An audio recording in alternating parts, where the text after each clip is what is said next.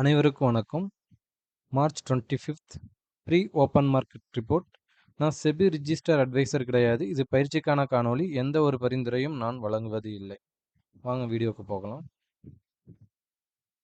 இப்போ excess Nifty பார்த்தீங்கன்னா 23,081ல் நம்மளுக்கு வர்த்தகம் ஆயிட்டு இருக்கு. அப்போ நம்ம நிஃப்டி க்ளோசிங்கும் அதுக்கும் பார்த்தீங்கன்னா கிட்டத்தட்ட நம்மளுக்கு ஒரு 130 பாயிண்ட் நம்மளுக்கு டிஃப்ரெண்ட்டில் நம்மளுக்கு வர்த்தகம் ஆயிட்டு இருக்கு. அப்போ இந்த எஸ்டர்டே ஹை 23,056 இது வந்து ரொம்ப ரொம்ப நம்மளுக்கு இம்பேக்ட் பண்ணுறதுக்கான வாய்ப்புகள் அதிகமாக இருக்கும்.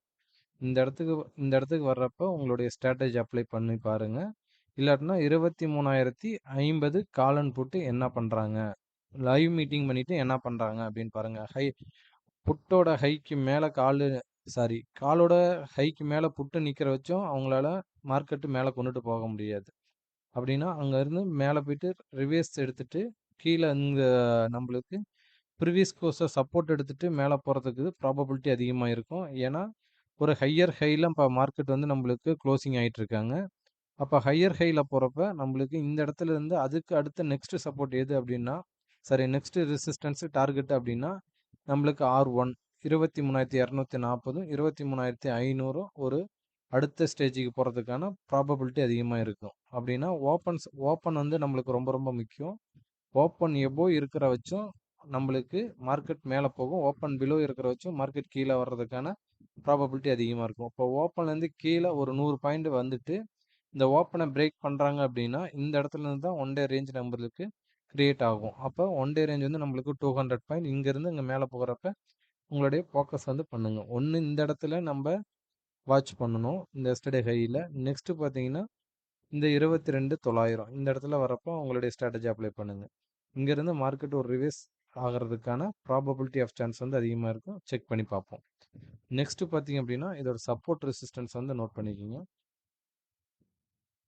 சப்போர்ட் ரெசிஸ்டன்ஸ் வந்து நோட் பண்ணிங்க. அந்த இடத்துக்கு வரப்போ உங்களுடைய ஸ்ட்ராட்டஜி அப்ளை பண்ணி பாருங்கள்.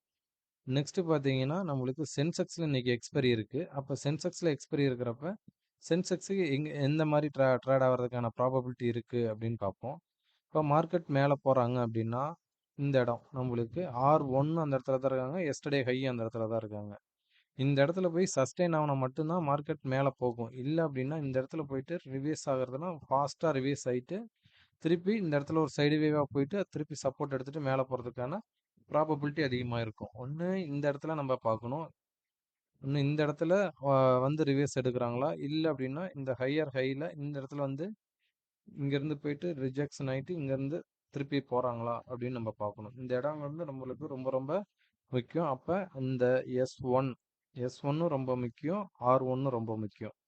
இந்த ரெண்டு ஏரியாவில் தான் நம்மளுக்கு கேம் சேஞ்சராக இருக்கிறதுக்கான வாய்ப்புகள் அதிகமாக இருக்கும். இந்த இடத்துலேருந்து மார்க்கெட் மேலே போகும். இல்லை அப்படின்னா இந்த இடத்துலேருந்து ரிவர்ஸ் ஆகிட்டு இந்த இடத்துல சஸ்டெயின் ஆகி செகண்ட் ஹாஃபில் ஒரு மூமெண்ட் கொடுக்குறாங்களா அப்படின்னு பார்க்கணும். நெக்ஸ்ட்டு வந்து பார்த்தீங்கன்னா இதோட சப்போர்ட் ரெசிஸ்டன்ஸை நோட் பண்ணிக்கிங்க.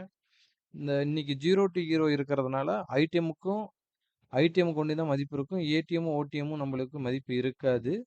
அப்படின்னா இப்போ இங்கேருந்து மேலே போகிறப்ப இந்த புட் ஆப்ஷனில் ஏடிஎம்மாக இருக்கிறாங்க.